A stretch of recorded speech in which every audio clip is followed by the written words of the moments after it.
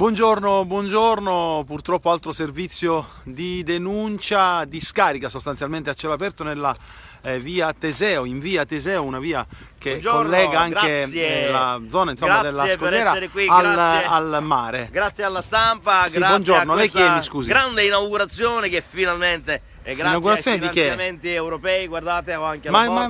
Ma inaugurazione di che? Noi siamo qui per una denunciare. borsa di soldi Senta, che se mi ne è vada, arrivata guardi. grazie Allora, alla... vedete, rifiuti di Lascia, qualsiasi... non è questo, allora. Ma come non Allora, è questo? Il servizio è questo, grazie. Rifiuti Guardate, a cielo aperto, per favore, lei di che- scariche, lei ma che lo do- mestiere- lei che mestiere fa? umilmente il Umilmente giornalista. giornalista, io non umilmente ma orgogliosamente d'altissimo Lavori livello. dal basso? No, per favore, dal basso, mi gira la testa. Sono io Dall'alto. l'inauguratore, guardi questa bella lingua d'asfalto. Ma quale che lingua abbiamo- d'asfalto? lei dove sta appoggiando i piedi? Questa lingua d'asfalto che abbiamo...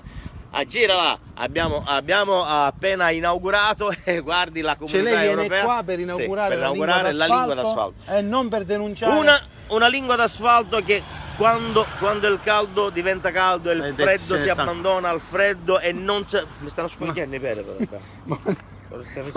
Una lingua d'asfalto inaugurata da chi?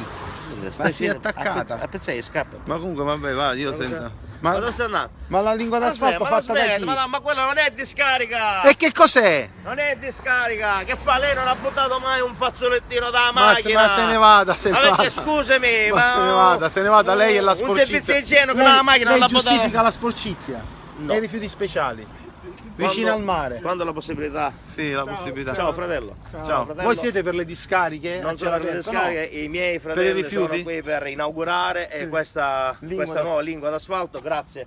Tutto. Grazie. Vabbè, vi Buona saluto, giornata. siete pazzi. Ciao. Ciao, ciao, ciao. Ciao, buongiorno.